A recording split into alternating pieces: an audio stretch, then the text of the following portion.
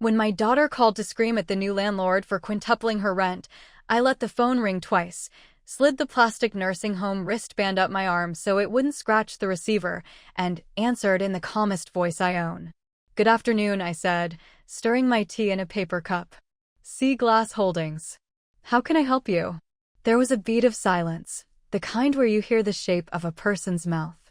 Then Vanessa launched in, all heat and words. I let her finish every last syllable. "We have kids.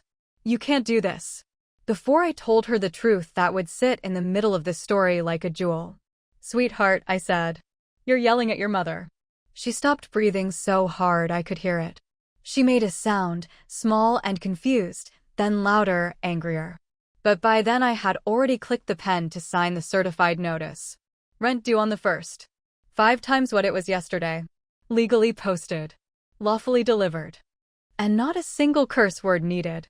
If you're new here, I'm Nora. I'm 70 years old, a retired school librarian with a gardener's knees and a soft spot for stray cats. Tell me where in the world you're watching from, because I promise you this, what happened to me could happen anywhere. And the way it ends, well, that's why you're here. 2 weeks earlier, none of this existed. No Sea Glass Holdings. No sudden, dizzying wealth. No paper wristbands scratching my skin while I negotiated in measured, librarian tones. There was just the house I helped my daughter rent, the grandson whose macaroni art is still in my purse, and the afternoon Vanessa stood in the doorway and called me an extra mouth. It was a Wednesday with stubborn sunshine. I was peeling carrots at the kitchen counter, the place I've stood for half a century in a dozen rentals and 2 homes with 2 different last names on the mailbox. The boys, my grandsons, Mason and Theo, were building a fort out of couch cushions. The dog snored. The radiator clicked. Vanessa walked in and did not say hello. She looked like she always looks before a speech, hair pulled back, the volume of her face turned up. There'd been tension lately. Groceries cost a little more, her job had cut hours, and my social security doesn't stretch like it used to. I had been careful. I folded my laundry small and ate from the pan I cooked in.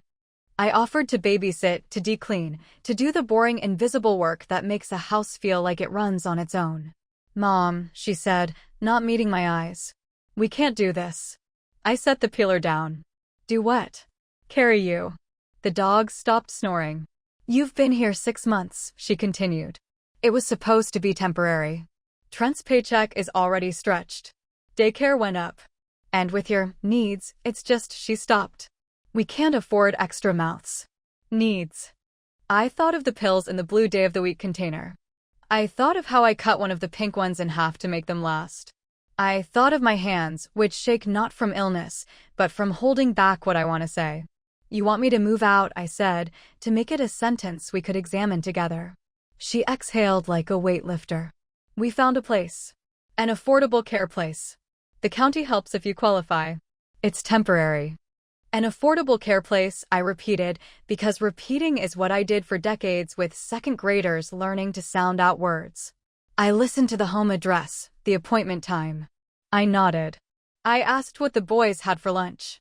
I peeled another carrot because there is a part of me, even now, that believes if you keep peeling you can change the past. Trent, my son-in-law, carried my suitcase down the steps that night as if it were heavier than it was. He did it with a big performance of silence. There is a certain ritual to driving someone to a place like that. He turned the radio low. He made the kind of small talk that sounds like a weather report about feelings. When he stopped in front of Pine Ridge Care and Rehab, he pointed at the sign like I'd never seen letters. "You'll be okay," he said, like a man shaking off a deed from a shoe. "They have bingo." I climbed out with my pocketbook and my cardigan and the grocery bag of tea and crackers for the first 3 days of any new life. The lobby had a potted plant with dust on the leaves, and a television tuned to a game show where people guessed the price of blenders. The woman at the desk gave me a plastic bracelet and a smile that fought to be kind through her tiredness. I was a librarian, I told her, because I didn't know what else to say. "I can run a raffle if you ever need an extra pair of hands." "That's nice," she said, printing a card with my name like it was a substitute for identity. "You'll be in C14. I did not cry. Not then. I put my things on the dresser and folded the sweater like I always do, with the sleeves tucked in. I laid down on the narrow bed and stared at the ceiling tile with the brown water ring, and I thought of my brother Samuel, who used to patch the roof with me in August so hot we soaked our shirts and let them dry in the sun. Samuel had a laugh with room in it. He called me sis until the day the hospital called and told me he didn't anymore. The nurse who brought pills that first evening was named Anya and wore cartoon cats on her scrubs. She had a way of asking questions that made them land soft. "How's your pain tonight?" she said, and when I said, "It's not pain so much as the echo of it," she wrote that down as if it were medicine.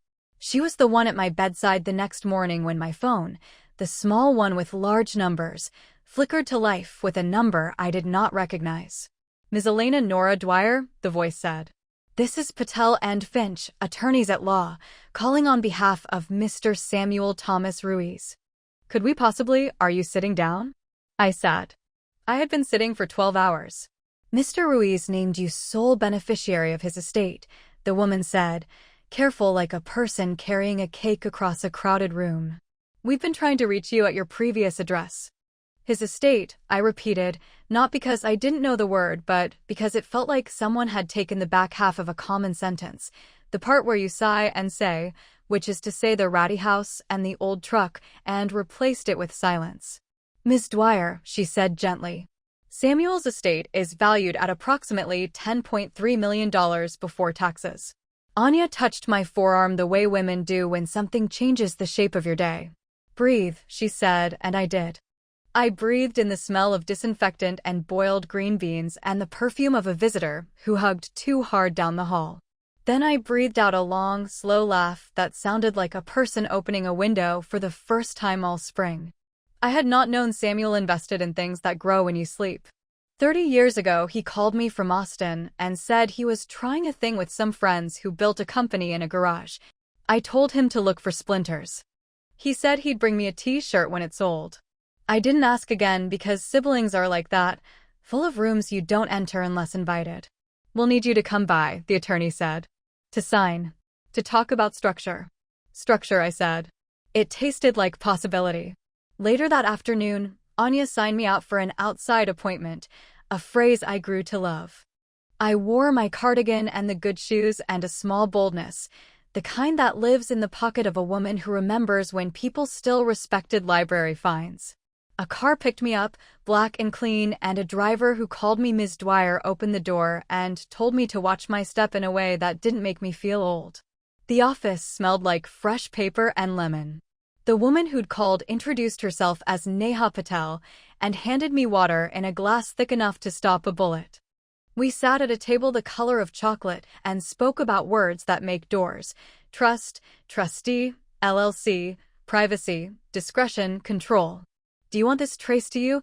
she asked, and I saw a mirror inside that question with two Norris in it. One was the woman who would march into Vanessa's kitchen and lay the documents on the table like a card trick. "Look what life did for me." The other was the woman who would sit completely still and move the world from a room no bigger than a queen bed. "Discretion," I said. "For now." We named a company that sounded like a beach, because I have always wanted to retire near one. Sea Glass Holdings, LLC. It looked serious on paper and playful in my mouth. Neha arranged for a temporary address, a manager on retainer, a property firm that could place glossy notices in places where people who call you extra mouth cannot ignore. "What do you want to do, Ms. Dwyer?" she asked at the end, which is a question I wish someone would ask every 70-year-old woman in this country at least once. I thought of a long list. Replace the wobbly radiator in the boys' bedroom. Buy a houseplant that doesn't collect dust because someone wipes the leaves. Pay off Anya's student loan because you can tell the shape of a person's life by how they tilt when they walk. But the first thing came as easy as a library whisper. "I want to buy a house," I said. "Lovely," Neha said. "Any house in mind?" "Yes," I said. "The one my daughter and her husband live in." Neha's face didn't move, which is why I trusted her. She didn't say revenge. She said due diligence. You are probably wondering if a grandmother can just buy the roof above her child's head because she woke up wealthy in a room with a brown water ring on the ceiling. The answer is yes if the house is for sale, or if the man who owns it is a tired landlord who hates repairs and loves clean checks. It turned out Vanessa's landlord was a man named Eric who got old overnight. He bought 3 houses on our street in 2010 when they were cheap and stayed because rent, as a concept, never asks if it's fair. His wife left. His hip hurt. The idea of wiring something to a stranger named Sea Glass and never fixing another leaky faucet filled him with more relief than any of us deserved. We moved fast because I have always known that the only thing that defeats a woman like me is waiting. Within 48 hours, we had a signed agreement, a clear title, a wired deposit that looked like more money than my entire teaching salary for 7 years. We closed quietly. No fuss. No ribbon. Not even a photo. Just my signature next to a printed name that wasn't mine, and a set of keys dropped into a padded envelope that would live in a bank box far from Pine Ridge Care and Rehab. Now, Neha said, straightening the stack of papers with reverence. What would you like to do about occupancy? I thought of bingo. Of boiled green beans. Of how Vanessa had looked at me that afternoon like a person looking at her monthly budget and choosing to cut cable. I thought of the boys. I thought of every time someone said temporary, when they meant until you are no longer inconvenient. There is no rent control in their county, Neha said, measuring me. Legally, you may raise rent with 30 days written notice. We can retain a management company to deliver notices, receive payments, and talk to them so you do not have to. I folded my hands on the table like a prayer that happened sideways. 5 times, I said. She did not blink. 5 times is significant. So is being called an extra mouth. We didn't laugh because it wasn't funny. It was math. I was math when I cataloged and stacked and arranged my life to fit inside other people's spaces. I was math when I cut pills and folded sweaters. I would be math now, the kind with rules printed in fine government fonts. We chose a number that made sense only to the part of me that still believed in proportion. The property manager, his name was Ernie, all elbows and competence, handled the notices. He changed the lockbox code. He set up the online portal where people who do not know their mother is the kind of woman who reads every lease clause before she sleeps can click pay. He posted the increase with the legally required warning and a cheerful graphic about market adjustments. The first call came an hour later. The second came 5 minutes after that. By the third, Ernie looked up from his desk and said, "Do you want me to take these?" And I said, "No, please forward the next one to me, because sometimes a person needs to hear a voice even if she thinks she does not." Which brings us back to where we began. Vanessa, my beautiful, complicated, impatient daughter, holding a phone and chewing the air in a way I recognize from her first-grade tantrums, saying words like unfair and predatory and children live here. Children lived here, I said softly. Your memory is short. She went quiet, which is how I know a point has been made, even if it cannot be admitted. What are you doing? She asked finally. Not who are you. Not why. What are you doing? Adjusting to reality, I said. Isn't that what you told me to do? She started crying, the small kind that sounds like you do not want anyone to hear. We can't pay this. I know, I said, let the silence sit there, then added, there is a cheaper option. A dormitory on Jefferson. Rooms rent by the week. Shared kitchen. Bunk beds. According to the listing, it's very affordable. You are a monster, she whispered. I am your mother, I said. And you told me you could not carry me. I listened. Here is where you might be tempted to call me cruel. I will not argue with you. I will only tell you about the plastic bracelet scratching my arm. About boiled vegetables and a bingo prize of a hairbrush with teeth too sharp. About the afternoon I smelled cinnamon and turned my head to find no one baking. About the nurse with cartoon cats who stopped on her lunch break to show me pictures of her baby while my own daughter drove away. 30 days is a long time when a clock has teeth.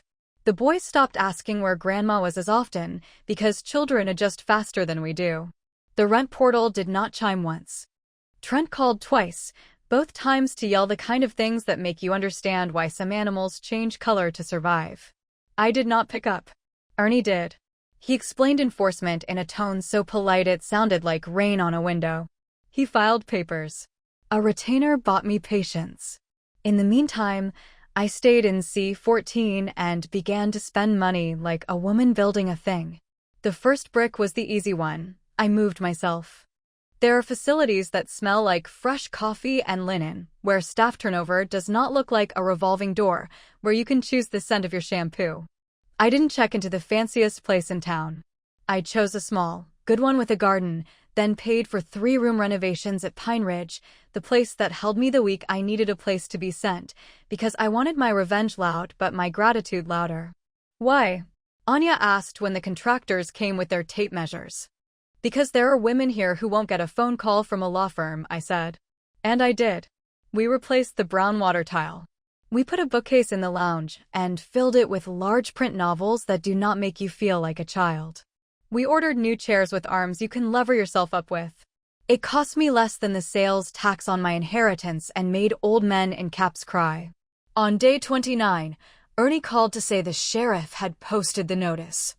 On day 30, Vanessa texted me a photograph of the kitchen floor where the boys had spread their Legos, like proof of a life. Under it, just 2 words, "Please, Mom." I called Neha. "You can stop this," she said. It was not advice. It was a noun placed on the table like a hunk of bread. You are not obligated to go through with enforcement. I know, I said. I held the phone to my ear and looked at the garden outside the new facility's French doors, where a robin was studiously judging everyone. If I stop, she learns what? That you will always save her. And if I don't? That you will not. We talk about love like it is a blanket and not a lever. Sometimes it is both. I did not stop enforcement.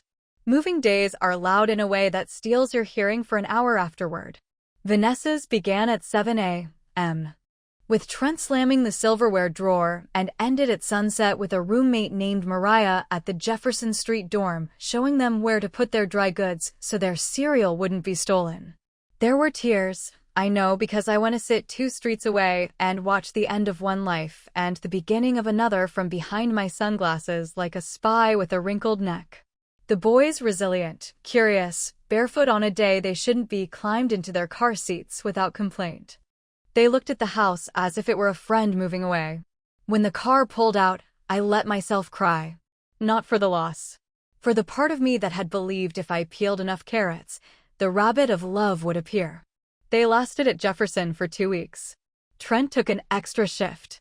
Vanessa applied for assistance and discovered what people discover when they encounter systems designed to keep you exactly where you are.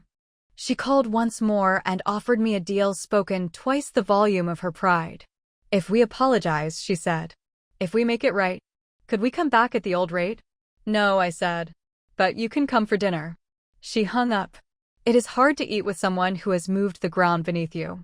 I hired a small crew with gentle hands and painted the house where my grandsons built forts. We replaced the radiator that clicked. We sanded the banister smooth. I found a woman with a laugh like marbles and a credit score with teeth and rented the house to her at a rate that would not make her choose between heat and butter. She had a little girl who loved to read. I left a basket of books by the front door with a note that said "Welcome home." By then, the paper bracelet had been cut off my wrist. I chose a watch with a blue band and wore it on the inside, pulse side, so the ticking pressed gently against the vein that reminds me I am here. You may want to know what I did with the rest of 10 million. I did not buy a yacht or a red car. I did what librarians do, I organized. I created a trust for the boys that cannot be accessed by anyone who has ever called their grandmother an extra mouth. I set up a scholarship at the community college for nurse aides because I learned a nurse can hold a life together with her hands. I gave Anya a check the size of a casserole. She tried to refuse. Then she cried more than the old men. The hardest thing I bought was a conversation. It took months. In the end, it was in the park under a sycamore with aggressively enthusiastic squirrels. Vanessa called to tell me the boys missed me and would I like to meet for an hour that was not about money or whose name was on the box by the door. She arrived looking like slumped shoulders in a dress. She didn't touch me, and I didn't reach, because we were still 2 people who did not know how to fit around the new shapes of each other. I was angry, she said. You were cruel, I answered. It is possible to say a thing without making it a weapon. I was scared, she corrected, and the honesty of it made me put my hand on the bench between us so my fingers almost touched hers. I kept thinking, if I can't carry my mother, then I am a failure as a daughter. But if I do carry her, then I fail my kids. When I called you an extra mouth, I wanted to point the blame away from how small I felt. Being scared doesn't excuse meanness, I said.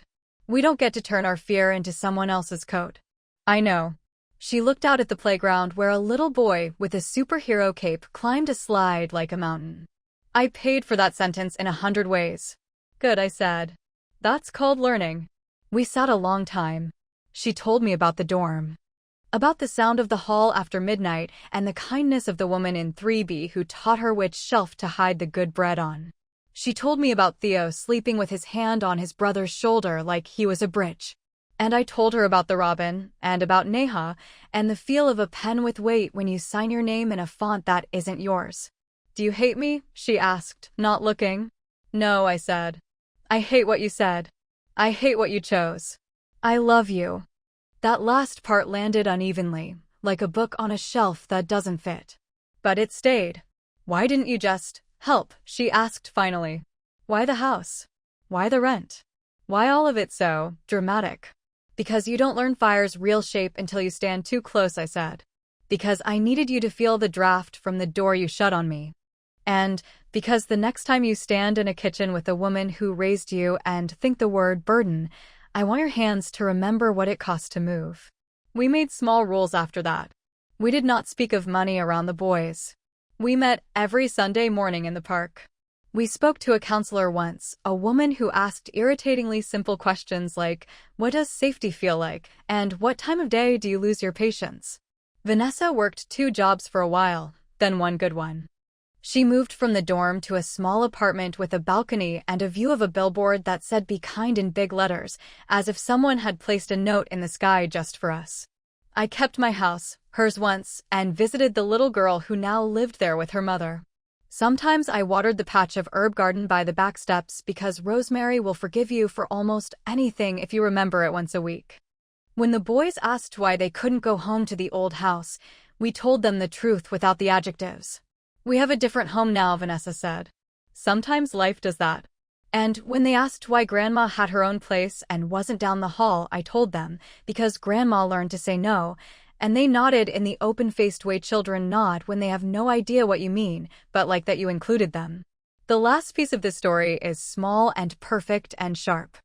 It happened on a Tuesday with rain that could not make up its mind. I was in the garden at my new place, kneeling on a mat so my knees didn't make me invent new polite words. I was planting something silly, pansies, maybe, when Vanessa walked in through the open gate without calling first like she had every right to, which is an improvement and a risk. She had a brown paper bag with handles. I brought lunch, she said, holding it up like a peace flag. There's soup and bread and those cookies you like that aren't too sweet. We ate at the little table under the awning that makes you feel like you own the weather. We didn't talk about money. We didn't talk about who was right. We talked about the boys' science project and Anya's baby, a boy with a serious forehead, and how sometimes the smell of library books lingers in your clothes like a benediction. When we were done, she pulled something out of her bag and placed it in my palm. It was my old house key. Even though you own it, she said, her voice steady. I think I need to give this back to you. I already have one, I said, holding it up on its dotted little ring. This is the one you gave me when I was 19, she whispered. When I moved out for the first time and came back every week for dinner. You told me it opened more than a door.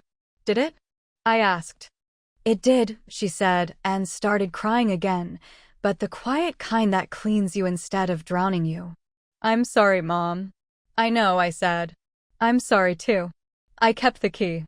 Not because I need it, but because there are objects that carry the weight of sentences we are not brave enough to say twice. If you have stayed with me this long, you want to know the exact flavor of revenge. Here it is. I sleep with the window open and the knowledge that I am not an extra anything. I am exactly the right amount.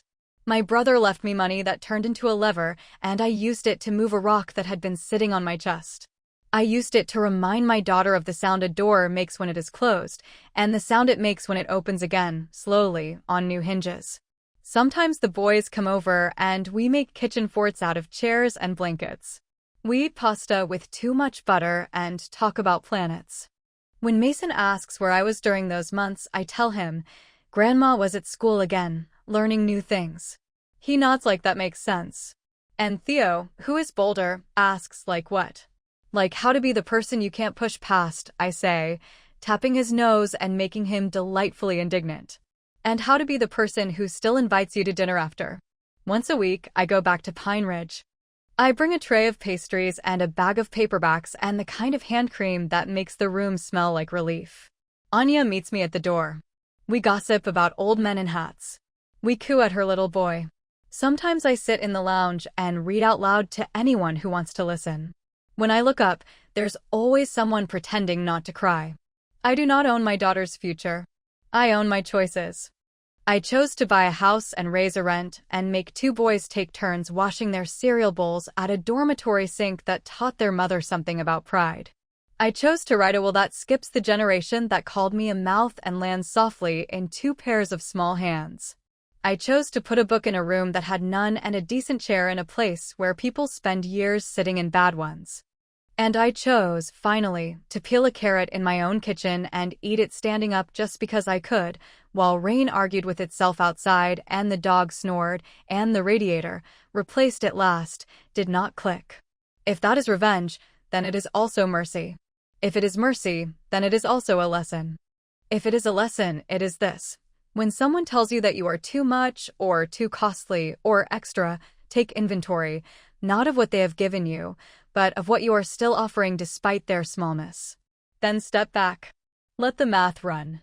Some people only learn to count when the numbers have their names on them. On the day the dorm finally gave way to the apartment with the balcony, the boys helped carry a box that said kitchen in thick black letters up 2 flights of stairs. Vanessa set it on the counter and turned to me with a look that had been softened and scuffed by months of hard use. "Come for dinner Sunday?" she asked. "Only if I can bring dessert," I said. "Something not too sweet." She laughed. "You and those cookies." We ate spaghetti on paper plates because we were still new here. The balcony wind tried to steal our napkins, and the billboard across the street told the world to be kind. We were not fixed. We were a work in progress. Which, at 70, I have decided, is the only respectable way to be. As the sun went down over the city that will forget us as soon as we forget ourselves, my daughter stood to refill my water without being asked. It was small. It was nothing. It was everything. And when the boys climbed into my lap, heavy and warm and chicken sauce fragrant, I took a breath that belonged to me. Later, when I slipped my watch off and set it beside my bed, I counted the ticks I'd stolen back from a world that once tried to reduce me to a mouth. 1. For the ribbon-cut ceremony at Pine Ridge that no one televised, but everyone felt. 2. For Sea Glass Holdings, which still owns a house that will always smell like crayons and soap. 3. For Neha, who spoke fluent Dor. 4. For Anya, who never let the pills replace the person. 5. For Samuel, whose laugh is in the walls of everything good I have built. And 6, 7, 8. For all the women like me who were told the equation didn't work unless they erased themselves from it. I am still here. I am still counting. And if you are, too, you should know, it adds up. Your watch to the end. Be click here. You will hear another story from my grandma.